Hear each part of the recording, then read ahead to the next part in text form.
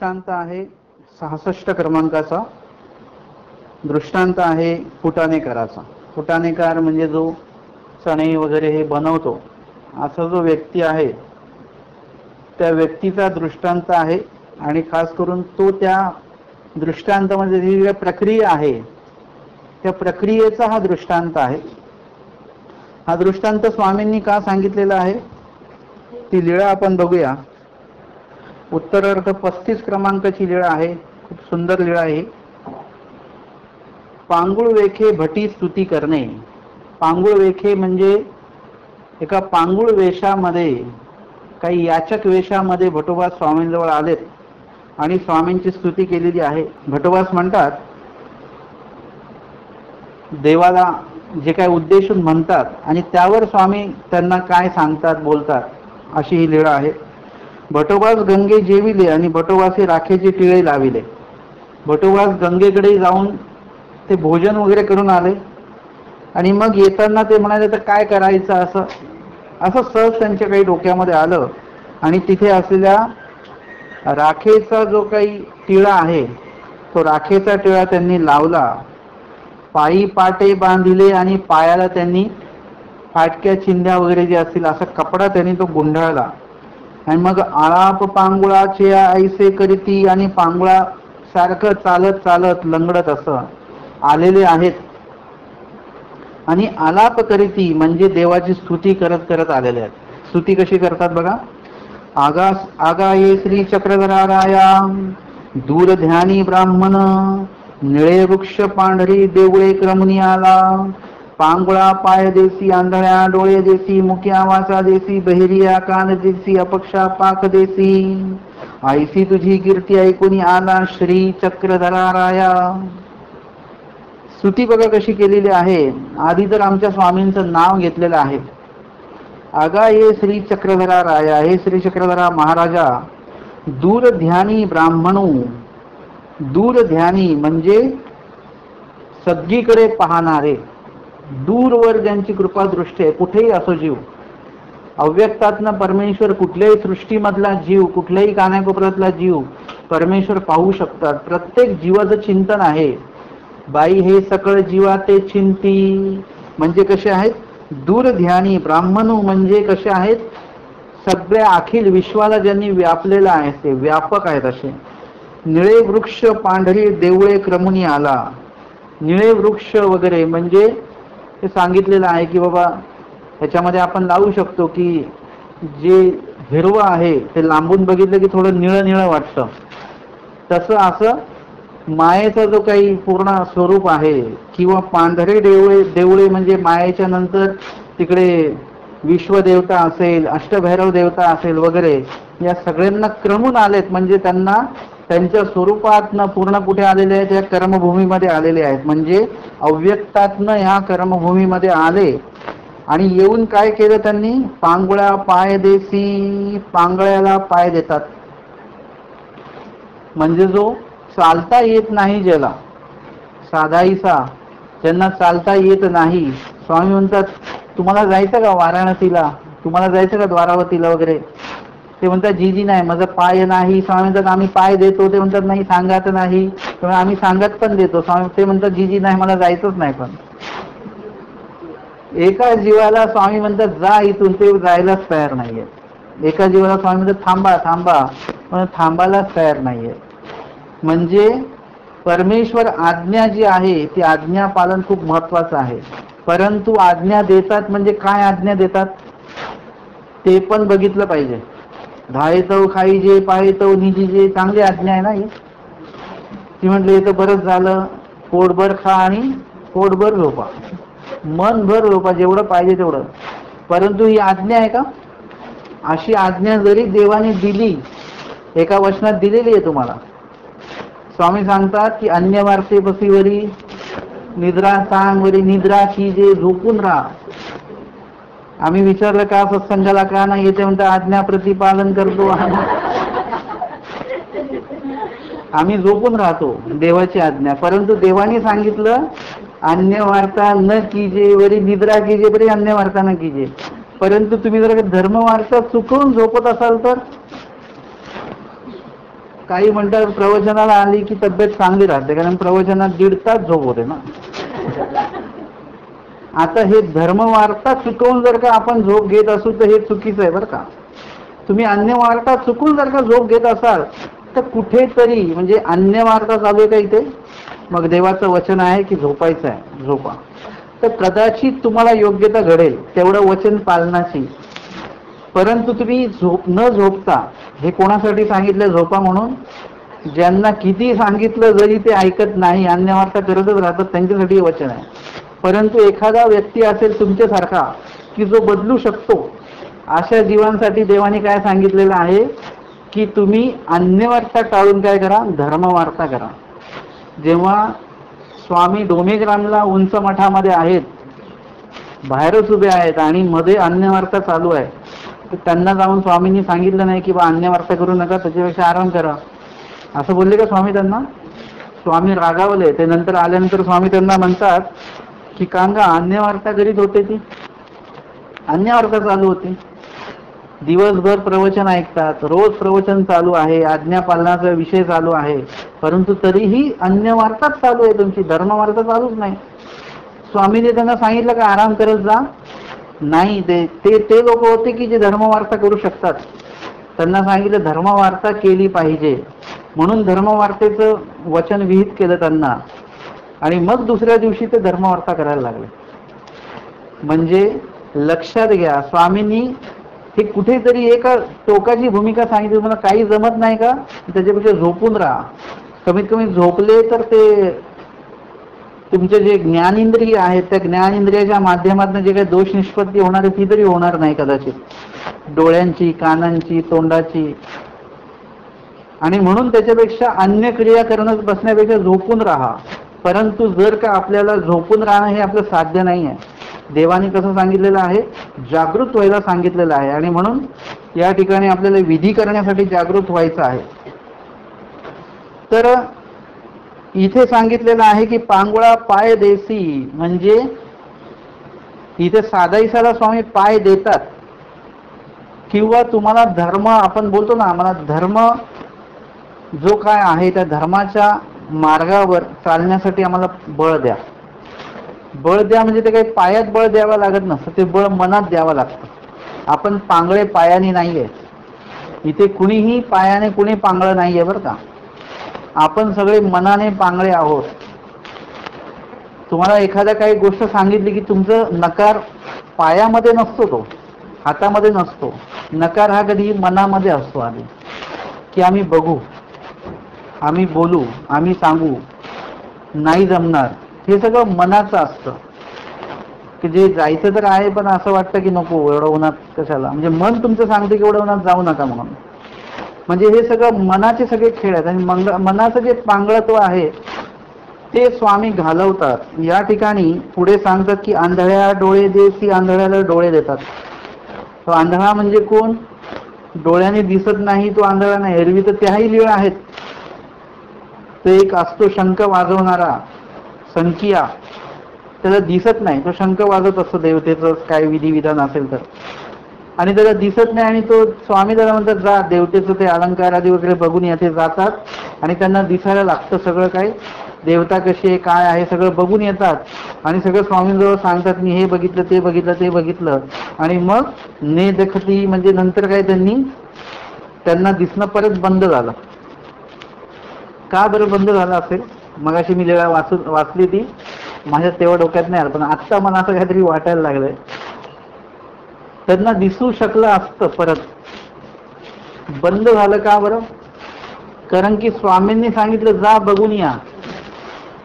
परंतु जर का दिसायला लागलंय, आता इकडे तिकडे का बघायला जायचं? जर का एवढं मोठे स्वामी इथे बसलेले आहेत, सुंदर सौंदर्य, औदार्य, लावण्य, सौभाग्य, ज्यांच्याकडे बघितल्यानंतर प्राणी मात्र सुद्धा आपले डोळे हलवत नाही, इकडे तिकडे एकटक बघून राहतात.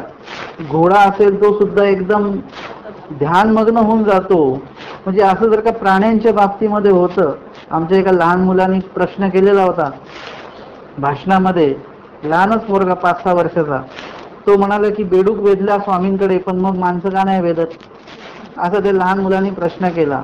आणि हा प्रश्न म्हणजे खरोखर प्रश्नच आहे हा, आपण का नाही वेधल्या जात?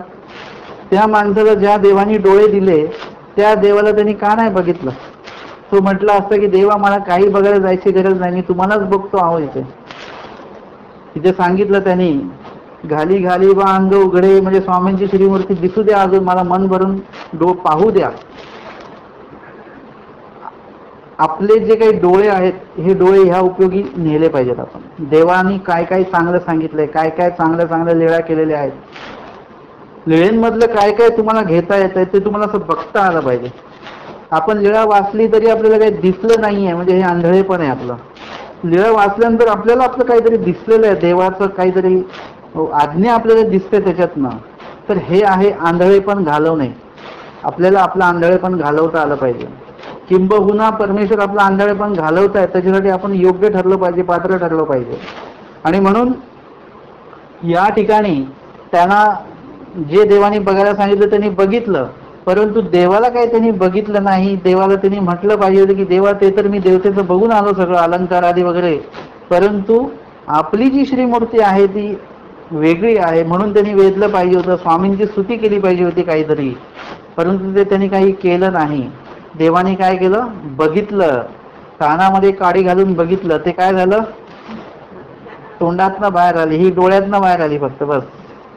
म्हणजे याने फक्त डोळ्याचं जे काम आहे ते केलं, अंतकरणाचं जे काम आहे ते केलंच नाही. चर्मचक्षुचं काम केलं, अंतकरण चक्षुचं जे काम आहे ते केलं जर का असतं त्यांनी, तर त्यांनी काय केलं असतं? स्वामींनाच पाहिलं असतं. जसं तो ब्राह्मण आहे, स्वामी जे ओट्यावर बसत होते, तो काय करायचा? तो देवतेचं पूजन नंतर करायचा, आधी स्वामींचं पूजन करायचं. म्हणजे ही दृष्टी आहे.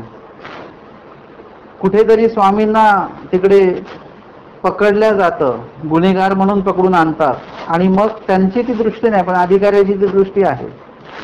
ती दृष्टी समजली पाहिजे. कमळावसा होत्या, कमळावसांना ती दृष्टी समजलीच नाही, त्यांना ते बघताच नाही आलं, त्यांच्याकडे ती दृष्टीच नव्हती. आणि इकडे कुठेतरी आल्यानंतर हेडाऊबांच्या ह्याच्यामध्ये तो कोणतरी घोडा विकत घ्यायला येतो, तो स्वामींना पाहतो आणि म्हणतो अरे माझ्या मुलीसाठी हेच वर योग्य आहेत. त्याची दृष्टी काहीतरी वेगळी आहे. लीळा चरित्रामध्ये अनेक दृष्ट्या बघायला मिळतात, पण एक दृष्टी जी आहे कृपा दृष्टी ती सगळ्यात जास्त महत्वाची आहे आपल्याला. आणि म्हणून या ठिकाणी सांगितलेले की आंधळ्या डोळे देसी, म्हणजे आम्हाला काय पाहिजे? आम्ही तर आंधळेच आहोत, आम्हाला ज्ञान पाहिजे. आपल्याला एखादा विधी करायला सांगितलेलं आपल्याला विधीच भेटत नाही. आपण म्हणतो काय विधी करू, काय विधी करू. विधी हा सांगून नाही होत, किंवा विधी हा कोणी सांगायलाही नको. तुम्ही विधी उपस्थित केला पाहिजे, किंवा उपस्थित विधी तुम्ही केला पाहिजे. विधी उपस्थित केला पाहिजे तर वेगळा अर्थ पण होऊ शकतो बरं का. एखाद्याला पाणी द्यायचं आहे, मग काय करायचं? आता पाणी तर पिणार नाही हा, मग त्यांना तिखट भाजी वाढून द्यायची. असा विधी उपस्थित नाही करायचा बरं का. विधी उपस्थित करणे म्हणजे काय? की तुम्ही हे करू शकता की बाबा आपल्याला एवढे जर का साधू मंडळी येणार आहेत, वासनिक मंडळी येणार आहेत, तर त्यांना प्यायला पाणी आपल्याला, हा विधी तुम्ही उपस्थित केला. त्यांच्यासाठी आपण असं करूया की ही सुविधा उपलब्ध करूया, म्हणजे आल्या आल्या त्यांना काहीतरी थंड पेय दिलं गेलं पाहिजे. हा विधी उपस्थित करणे आहे. आपण असं करूया, ही बैठक व्यवस्थेला काय करूया, हे थोडंसं असं बसायला व्यवस्थित करून जे टेकून बसता येईल, हा विधी उपस्थित करणे आहे. आणि तो विधी आपण उपस्थित करून तो आपल्याला पूर्ण करता आला पाहिजे, पार पाडता आला पाहिजे. म्हणजे कुठल्याही ठिकाणी तुम्ही उपयुक्त झाले पाहिजे. जर का तुम्ही इथे उपयुक्त ठरत असाल तर त्या दिवशी आपण बघितलं साधाईसाच्या बाबतीमध्ये प्रत्येक ठिकाणी स्वामींचा कुठला ना कुठला विधी ते करतायत त्यांच्या पद्धतीने, आणि स्वामी म्हणतात बाईसांना की बाबा या तुमच्या उपयोगाचे आहेत बरं का. म्हणजे तुम्ही जी सेवा करता आमची, त्या सेवेमध्ये हे उपयोगी पडणारे आहेत. आणि एखादी व्यक्ती असते ते सेवा वाढवणारे असतात. म्हणजे ते काय करतात, त्यांना पाणी द्यायला सांगितलं तर ते काय करतात, पाणी द्यायला जाताना ते सांडत नेतात, म्हणजे खाली पुसायचं एक काम वाढलं. म्हणजे ही क्रिया वाढवणं आहे, म्हणजे हे व्याप वाढवणं आहे, ते तसं नको पाहिजे. आणि म्हणून आपल्याला डोळे असे पाहिजेत की ती क्रिया व्यवस्थित झाली पाहिजे. या ठिकाणी आंधळ्या डोळे देसी, मुक्या वाचा देसी, आणि मुक्याला वाचा देतात परमेश्वर. कशासाठी? बोला. काय बोला? येथीच्या कथा वार्ता की जेती की, हे बोला. आपण येतो आणि आपण आपल्याच कथा आणि आपल्याच वार्ता करत राहतो, याला काय अर्थ नाहीये. तुम्ही जर का देवाच्या कथा वार्ता, देवाच्या परिवाराच्या कथा वार्ता जर का तुम्ही करत नसाल, तर करता येत नसतील, तसं आम्ही कधी काही लोक भेटलो की आमच्या जुन्या लोकांच्या गोष्टी निघतात. म्हणजे जुने शेवलीकर बाबा, जुने आमके पाटोदकर, दर्याप्रकर बाबा यांच्याबद्दल काहीतरी आम्ही काहीतरी ऐकलेलं असतं कुणाकडनं तरी, ते एकमेकाला आम्ही सांगतो. त्यावेळी जे काही वातावरण त्या ठिकाणी तयार होत असतं ते एवढं अप्रतिम असतं, चांगलं असतं. ते तुमचं रोजचं काय जे चालते, तुमची कथा वार्ता चालते, त्याच्यातनं तुम्हाला काय मिळतं? या बाईंनी सांगितलं आमच्याकडे पाणी नाही आलं, ते म्हणतात हो ठीक आहे, मग काय झालं त्याच्यामुळे? काय फायदा झाला? ज्यांना सांगितलं त्यांचा फायदा नाही झाला, ज्यांनी सांगितलं त्यांचा फायदा नाही झाला. परंतु जर का तुम्ही सांगितलं की बाबा जुने आमके आमके बाबा, आणि मग त्यांची अशी पोथी सुरू होते आणि त्याच्यामध्ये हा विषय सुरू होता, आणि मग त्या ठिकाणून एक जण जाणारे होते कोणी हिंसा करण्यासाठी, त्यांनी ती पोथी ऐकली आणि त्यांचं ते पोथी ऐकून तिथे पोथी चालू होती, हिंसा ज्यांनी केली की आत्मघातकी अशी कोणी ठाव नाही का. ती सत्य घटना आहे बरं का मी सांगतोय. असं त्यांनी ते ऐकलं आणि त्यांचा हिंसेचा जो काही हेतू होता तो पुसल्या गेला आणि त्यांनी उपदेश घेतला. ते ज्यांची हत्या करायला चालले होते त्यांना सुद्धा एक कानावर पडलं आणि त्यांनी सुद्धा उपदेश घेतला. हे जेव्हा तुम्ही ऐकाल ना तेव्हा तुम्हाला समाधान तर आहेच, तुमचं तो योग्यता होणारच आहे ऐकून, परंतु जो सांगणारा व्यक्ती आहे ना त्याची पण योग्यता होते. आता हे 2 तास जर का आपण इथे अन्यवार्ता करायला लागलो तर खूप लोक येतील, अजून लोक येतील. धर्मवार्ता जेव्हा करायला लागतं त्यावेळेस लोक कमी येतात. मला ह्याचं काही नवल वाटत नाही आणि मला ह्याच्याबद्दल कुठलीही कोणाची काही तक्रार नाही आहे. का बरं? कारण की धर्मवार्ता ऐकण्यासाठी आणि अन्य वार्ता ऐकण्यासाठी हे 2 प्रकारे लोक येतात. जेव्हा अन्य वार्ता ऐकण्यासाठी जेव्हा लोक येतात तेव्हा त्यांना पाठवणाऱ्या देवता असतात, परंतु जेव्हा धर्मवार्ता चालते तेव्हा त्यांना इकडे ऐकायला पाठवणारे कोण असतात? परमेश्वर असतात. परमेश्वर ठरवतात की कोण कोण जाणार आहे. तेच लोक फक्त येतात. ज्यांना परमेश्वर रिजेक्ट करतात ते लोक येत नाही. म्हणजे तुम्ही हे मी तुम्हाला असं काहीतरी इमोशनल करण्यासाठी मी सांगत नाहीये, वास्तविक तसं आहे. मी तुम्हाला कालही सांगितलं की कधी कधी असं असतं की मागे असं होतं की एका ठिकाणी पोथी चालू होती एका शहरामध्ये आणि गावावरून एक बाई आलेल्या होत्या, त्यांना पोथी ऐकायची इच्छा. ते 1 महिना पोथी चालू होती, ते 1 महिना त्या बाई त्या शहरामध्येच होत्या, परंतु त्यांना माहितीच नाही की आपण ज्या शहरात राहतो तिथे पोथी चालू आहे म्हणून. पोथीच्या समाप्तीला त्यांना माहिती पडलं, समाप्तीच्या दिवशी ते आले, ते म्हणाले मला माहितीच नाही, मी 1 महिना इथे आहे. आणि काही लोक लांबून लांबून येतात. लांबच्या लोकांना कळतं परंतु जवळच्या लोकांना कळत नाही. का बरं असं होतं? एखादी व्यक्ती जवळ आहे ना ती लांब निघून जाते, विधी उपस्थित होणार आहे आणि ती व्यक्ती लांब निघून जाते, आणि एखादी व्यक्ती जी आहे विधी उपस्थित व्हायच्या आधी तिथे पोहोचते विधीच्या ठिकाणी. असं कसं काय होतं बरं? म्हणजे कुणाला कुठे न्यायचं आणि कुणाला कुठून तिथे आणायचं आहे हे बरोबर संयोग वियोग साह्य हे तिने माया तर करतच असते, परंतु यामागे परमेश्वराचा मूळ मनधर्म असतो आणि म्हणून बरोबर त्या गोष्टी त्या ठिकाणी होत असतात. आणि म्हणून आपण आपल्याला जी काय वाचा दिली देवाने, मुखियासी वाचा देसी, तिथे सांगितले वासनीय मुख्या वाचा दानी. वासनीला स्वामी गेलेले होते आणि त्या ठिकाणी स्वामी असतपूर नाव आहे आता त्या गावाचं. तिथे स्वामींनी काय केलेलं आहे, त्या बालकाला बोलता येत नव्हतं. स्वामींनी त्याला विचार तुझं नाव काय आहे, काय आहे? मग त्यांनी सांगितलं माझं नाव हे आहे ते आहे, वडिलांचं नाव काय आहे. आणि तो बोलला स्वामींशी आणि तो आईकडे गेला आणि आईशी बोलला. आई म्हणाली अरे तुला बोलतं कसं काय यायला लागलं? ते म्हणाले ते गोसावी आलेले आहेत, त्यांनी मला ही वाचा दिलेली आहे. आणि मग स्वामींच्या ठिकाणी त्यांनी काही उपहार वगैरे वगैरे केला.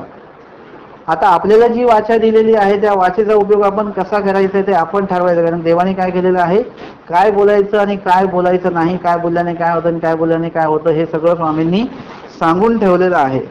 बहिरिया कान देसी, जो बहिरा आहे ज्याला ऐकायलाच येत नाही. काय ऐकायला येत नाही? धर्मवार्त ज्यांना ऐकायला येत नाही. बाकीच्या जर का वार्ता चालू असतील तर ते आपण इथे बसलेलो असतो तिकडचं कानोस असतं की काय बोलतायत ते, काहीतरी सेल बोलतायत, सेल लागलेला आहे कुठेतरी रविवारी, आणि इथे आम्ही सांगतोय की 4 तारखेला समाप्ती आहे पोथीची, ते ऐकूच येत नाही आपल्याला. होतं ना बहुतेक असं. आम्ही काही लोकांना व्हॉट्सअपला मेसेज पाठवतो, तर मेसेज वाचला का 4 तारखेचा? म्हणे नाही. मग वाचता काय तुम्ही? आम्हाला ग्रुपला ऍड करा, ग्रुपला ऍड करा. मग वाचत का नाही तुम्ही? धर्म वार्ता का नाही वाचत? त्यातली जर का अन्य वार्ता असेल, काही विनोद पाठवलेला असेल, तो लगेच वाचला जातो. तसंच कानाच्या बाबतीमध्ये पण तोच प्रकार आहे. आपण धर्मवार्ता आम्हाला कधी ऐकायलाच भेटत नाही, ऐकायला येतच नाही आम्हाला ते. परंतु अन्य वार्ता असेल तर आपण कुठूनही कानोसा घेतो. वयस्कर मंडळी असतात ना, त्यांना ऐकायलाच येत नाही, पण त्यांच्याबद्दल काय बोललं की ते लगेच बघतात. म्हणजे त्यांच्याबद्दल त्यांना काय बोलत असू तर त्यांना ऐकायला येतं, आणि या व्यतिरिक्त काहीतरी चांगलं वेगळं सांगत असू तर त्यांना ते ऐकायला येत नसतं. मग त्यावेळेस ते फार बहिरे असतात. जे वास्तविक बहिरे झालेले आहेत ते लोक, काही काही वयस्कर व्यक्ती सांगतात मला की कानाने ऐकूच येत नाही. मी त्यांना सांगतो खूप चांगलं आहे, तुम्ही असं हे नका, त्यांची टिंगल नका करत जाऊ हा बहिरा आहे म्हणून. उलट देवाने त्याची सोय केलेली आहे की त्याचं अन्य ऐकणं जे आहे ना ते बंद झालेलं आहे. आपण त्या अर्थाने खूप अभागी आहोत की आपल्याला सगळंच ऐकू येतं. जो बहिरा व्यक्ती आहे ना त्याला बाकी काही ऐकू येत नाही. तो काय करतो की आपल्याला काय ऐकूच येत नाही ना, मग जाऊ दे, त्यांची बोलणं चालू द्या, आपण आपलं देवाचं नाव घेत बसा. ही कितीतरी चांगली गोष्ट आहे. एखाद्याला डोळ्यात दिसायला कमी होतं, देवाने काय म्हटलं की बाबा खूप लांब लांबचं बघत बसू नका, आपलं जेवढं लांबचं दिसतं तेवढे आपण लांबचं बघत राहतो. जसं त्या ऋषीने त्या मुलाला सांगितलं स्वतःच्या, बघ तुझे जन्म बघ, पण किती बघ? 3च बघ, तुला जन्म बघता येतील. त्यांनी काय केलं, 7 जन्म बघितले. पुढचं जेवढं दिसायला लागतं ते पुढचा जन्म बघतो माणूस. आणि जास्त जेवढं बघाल तेवढं तुमचे विचार वाढतील, तेवढी व्यापकता वाढेल, तेवढं तुमचं जे चांगल्या क्रियेमध्ये तुम्हाला वेळ देणं आहे ते वेळ देणं तुमचं कमी होईल, आणि अन्य गोष्टींसाठी वेळ देणं जास्त होईल. म्हणून ज्यांना डोळे दिसायला कमी होतं ना, ते सुद्धा चांगलं आहे, वाईट नाही आहे ते. त्याच्यामुळे काय होतं, जसं तुमच्याबद्दल, आता माझ्याबद्दल जर का कोणी मला वाईट बोललं, आता हे मला ऐकू नाही आलं कारण की ते माझ्या माघारी बोललेले आहेत. मला कोणी सांगायला ते म्हणतो जाऊ दे, सांगू नका, जे काय बोलले असतील. मी कसा आहे या बाबतीमध्ये, मी बहिरा आहे. या बाबतीमध्ये आपण बहिरा असलं पाहिजे. परंतु धर्मवार्ता जी आहे ती धर्मवार्ता नुसती बघूनच आपल्याला ऐकू आली पाहिजे, लक्षातच आलं पाहिजे आपल्याला की काय चालू आहे. आणि त्या अर्थाने आपण अन्य वार्तेच्या अर्थाने आपण बहिरा असलंच पाहिजे, आणि धर्मवार्तेच्या अर्थाने आपण काय असलं पाहिजे, बहिरं नसलं पाहिजे. आणि ते बहिरं पण आमचे स्वामी आमचं घालवतात. अपक्षा पाक देसी, म्हणजे जो अपक्ष, ज्याला पंख नाही आहेत उडण्यासाठी, ज्यांच्याकडे विचारांचं प्रबळत्व नाही आहे, जे अनधिकारी म्हणून स्वतःला हे करतात, सादर करतात, अशा जीवांना परमेश्वर करतात पक्ष देतात, पंख देतात, आणि त्यांना बळ देतात. ऐसी तुझी कीर्ती ऐकून आला श्री चक्रधरा राया. हे सगळं कोणाचं आहे? श्री चक्रधर स्वामींची स्तुती आहे. हे मी तुमच्याबद्दल ऐकलेलं आहे आणि म्हणून मी तुमच्याकडे आलेलो आहे, असं कोण म्हणतात? भट्टोबास म्हणतात. ऐसे आळाप करीत आले, गोसाव्यांजवळ मांड खुटी घालून बैसले. म्हणजे सेवक कसे बसतात त्या पद्धतीने बसलेले आहेत, आळाप करू लागले, आणि स्वामींची स्तुती अजूनही चालू आहे. स्वामी म्हणतात पुरे भटो पुरे, म्हणजे आता पुरे झालं तुमची स्तुती. बाई ऐसिया पांगुळासी काही दिजे. आणि बाईसांना स्वामी विचारतात, असा हा जो पांगळा आलेला आहे, याचक आलेला आहे, याला काय द्यायचं बरं आता सांगा तुम्हीच. बाईसा म्हणतात, बाबा आपले सेवा दास्य दीजे. आपले कान गेले तर आपण काय म्हणतो, देवा मला ऐकू येऊ द्या, मी तुम्हाला चांदीचा कान वाहील, डोळ्याने चांगलं दिसू द्या, चांदीचे डोळे वाहीन. इथे भटोबास म्हणतात की हो, सगळ्यांना तुम्ही कोणाला डोळे दिलेत, कोणाला कान दिले, कोणाला पाय दिले, मला पण काहीतरी द्या. काय पाहिजे आपल्याला? काय करणार? डोळे घेऊन काय करणार? कान घेऊन काय करणार? आपले सेवादास्य दीजे, म्हणजे देवा तुमचं सेवादास्य द्या यांना. हे कोण सांगतंय? हे भक्त, एक भक्त शिफारस करतायत, यांना सेवादास्य द्या. स्वामी म्हणतात, येथुनी वानरेशा काही एक ने दावे, परिपूर्ण जीवा विज्ञान देव नाहीये. स्वामी म्हणतात, आम्ही यांना काही देणार नाही बरं, सगळं देणार आहे, सगळं यांच्यासाठीच आहे. आता अशा प्रकारचे जे जीव आहेत भटोबासांच्या सारखे, त्या जीवांसाठी सगळं देतात परमेश्वर. फक्त विज्ञान देव नाहीये, म्हणजे विज्ञान परमेश्वर देत नाही, चमत्कार देत नाही बरं का. आमच्या कुठल्याही महंतांकडे, कुठल्याही अधिकरणांकडे चमत्कार हा प्रकार नाहीये. तुम्ही म्हणाल ते बाबा म्हणतात तसं होतात, असं नसतं. तुम्ही त्याला वेगळ्या दृष्टीने बघा. तो प्रकार असा आहे की जे होणार असतं ते वदवल्या जातं त्या बाबांच्या मुखातनं. तुम्ही पण एखादी गोष्ट बोलून जाता आणि तुम्ही म्हणता माझ्या तोंडून कसं निघालं, मी जसं बोललो तसं झालं की नाही बरोबर. परंतु तसं नसतं. कधी कधी ती घटना घडणार असते आणि तुमच्या मुखातनं ती आपोआप वदवल्या जाते. अधिकरणांच्या मुखातनं कधी कधी बरोबर कसंच निघतं की ते आपण विचारलं जाऊ का आम्ही, ते म्हणतात नका जाऊ. अचानक त्यांनी काही ठरवलेलं नसतं की आता येणार मग आपण त्याला नाही नको जाऊ म्हणणार, असं असतं का काही. आपोआप वदवतात. परमेश्वर त्यांच्या माध्यमातून तुमच्यापर्यंत स्वतःच्या सूचना पोहोचवत असतात. आम्ही वांबोरीला असताना आमची भालोचीच एक गाडी आलेली होती. एक दिवस त्यांनी मुक्काम केला आणि 3 वेळेचं त्यांनी भोजन त्यांनी स्वतः बनवून, भालोचची ती खासियत आहे, म्हणजे खानदेश पद्धतीकडची जी खासियत आहे की स्वतः जेवण बनवून ते जेवण वाढतात वगैरे, असं सगळं त्यांनी केलं. आणि दुसऱ्या दिवशी सकाळी ते निघाले. दुपारची पंगत केली परत आणि ते आपलं गाडी घेऊन निघाले. मामाजींनी त्यांना म्हटलं की असं करा की आज मुक्काम जरा, संध्याकाळी आम्हाला चटणी भाकरी द्या तुम्ही बनवून. सगळं भाकरीचं साहित्य आणि चटणीचं सगळं साहित्य आमचं, पंगत आमची, फक्त तुम्ही बनवून द्या चटणी आणि भाकरी. तर ते म्हणाले नाही आम्हाला ना हे काम आहे, म्हणजे वास्तविक त्यांना काही काम असेल. ते म्हणाले मग आता नाही थांबता येणार, गाडी पण एवढ्या दिवसाचंच आपण हे केलेलं आहे वगैरे वगैरे असं म्हणून आम्ही ठीक आहे तुम्हाला काही काम असेल तर तुम्ही मग जा, मग थांबू नका असं म्हणून ते गेले दुपारचं पंगत करून. आणि नंतर थोडंसं पुढे जाऊन एका हायवेला लागले आणि तिथे जी गाडी बंद पडली त्यांची, ती संध्याकाळपर्यंत एकाच जागेवर होते ते लोक.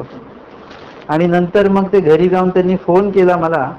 ते म्हणाले गुरुजी म्हणत होते आम्हाला थांबा, कारण आमच्या डोक्यात कसं काय नाही आलं, एवढ्या क्रिया आम्ही करतो, एवढं मार्ग आम्ही फिरलेलो आहे आणि एक वाक्य त्यांनी आम्हाला म्हटलं की चटणी भाकरी करून घाला आम्हाला.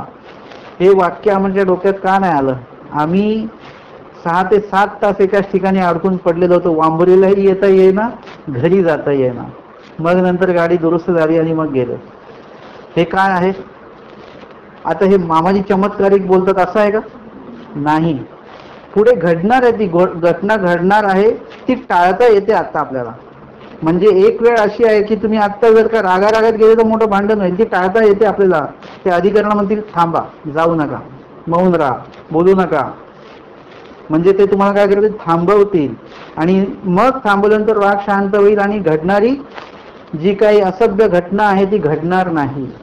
तसं काहीतरी मोठं संकट घडणार असेल किंवा एकाच ठिकाणी तुम्हाला राहणं ते तुमच्या नशिबात लिहिलेलं असेल तर मग तुम्ही काय करा, त्याच्यापेक्षा आश्रमातच थांबा. म्हणजे अधिकरणांच्या मुखातनं, आणि हे खूप जुन्या अधिकरणांच्या मुखातनं आपण असं बघितलेलं आहे की त्यांनी जर का नाही म्हटलं आणि जर का आपण ते केलं तर त्याचं काही ना काही हे अनुभवलेलं आहे आम्ही.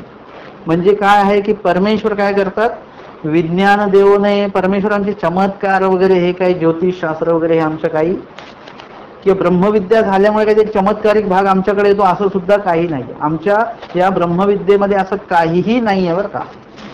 सगळं जे करतात, जे काही घडवतात, हे सगळं परमेश्वर घडवतात.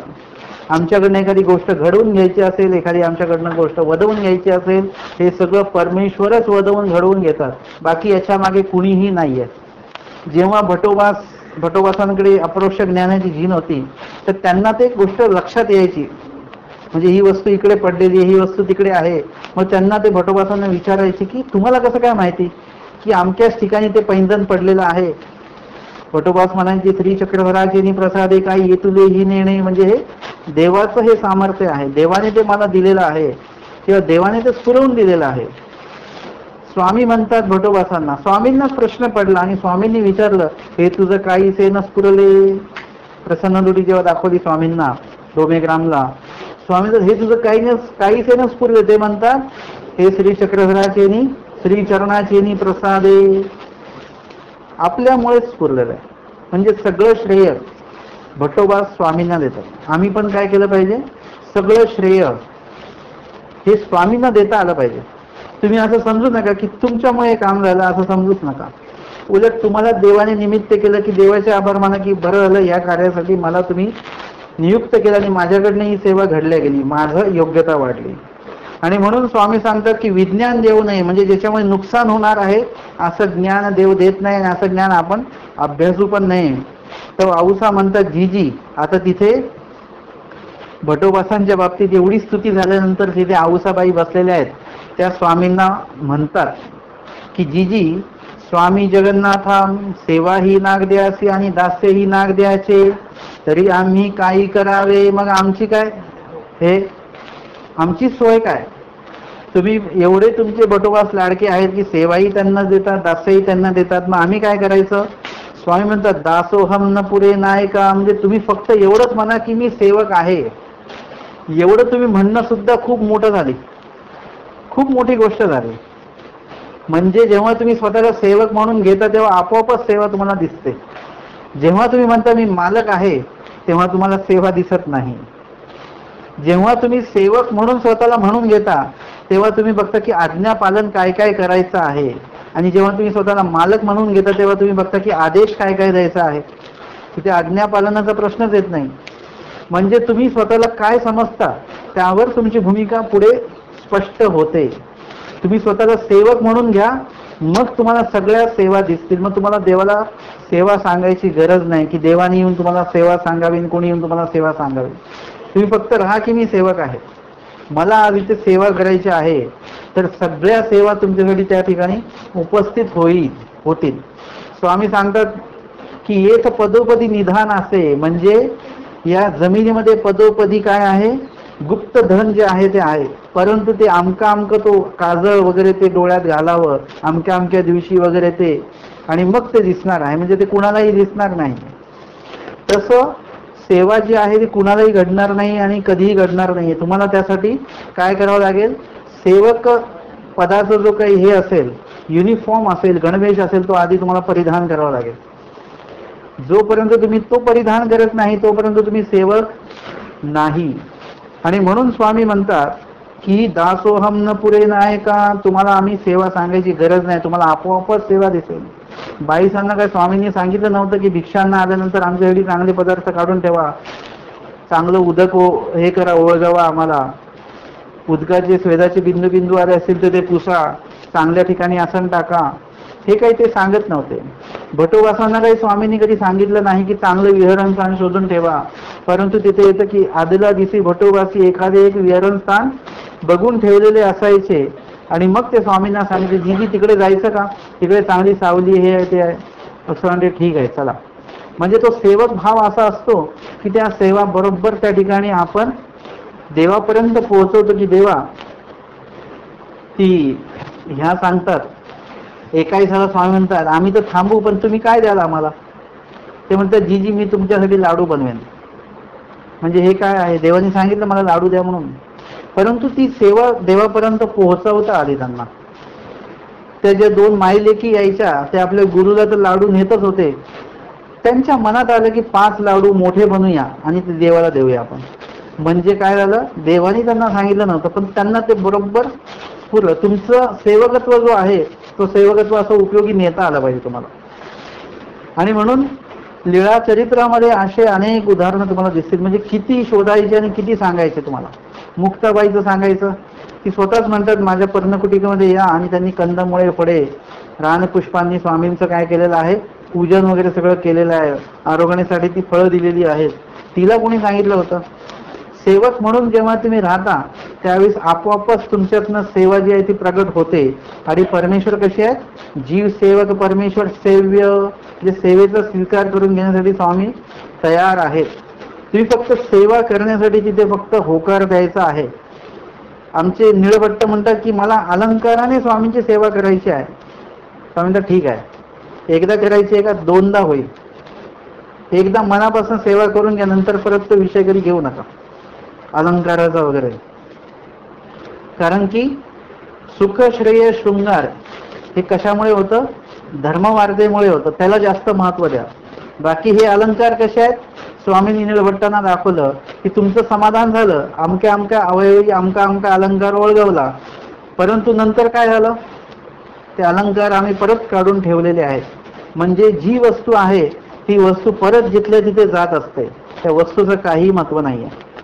त्या वस्तूच्या अवतीभोवती ते वस्तू समर्पित करताना तुमचं जे काही आवडी श्रद्धा आहे त्याला अतिशय महत्व आहे. म्हणून वस्तू समर्पण करा किंवा नका करू, परंतु ती आवडी जी आहे ती आवडी परमेश्वरापर्यंत तुमची पोहोचली पाहिजे. वस्तू नाही पोहोचली तरी चालेल. अशी कुठली लीळा? वस्तू नाही पोहोचलेली आहे, आवडी पोहोचलेली आहे. छान लीळा आहे. आणि आपल्याला वस्तू पोहोचवण्याची खूप घाई असते, पण आवडी पोहोचवतो का आपण?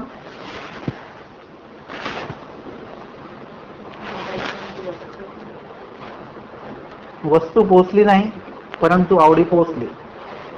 आमच्या सादाईकाने 3 भेली घेतल्या गुळाच्या. एक गुळाची भेली वासराने काय केली, उष्टी केली. आणि आता 2च भेली शिल्लक राहिल्या, एक मैत्रिणीची आणि एक आईची.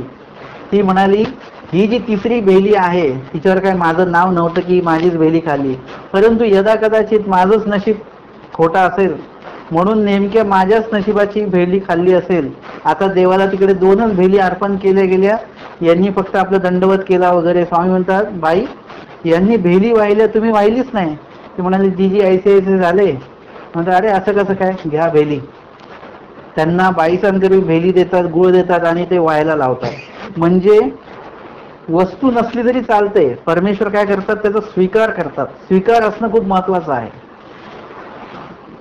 आणि म्हणून या ठिकाणी जो दृष्टांत सांगितलेला आहे तो आहे फुटाणेकाराचा. फुटाणेकाराच्या दृष्टांताच्या लापिकेमध्ये सांगतात उत्तरोत्तर ज्ञान देऊनी मळतेही सन्निधानाची शाळेती. कर्मच फक्त शाळान करतात का सन्निधानामध्ये? ना मळ, ज्याच्यामुळे आपण पूर्णपणे त्या देवतेच्या अधीनत्वामध्ये आहोत. देवतेपासून आपण बंधनमुक्त कधी होऊ, जेव्हा मळ पण निघून जातील. कर्म तर जाणारच आहेत.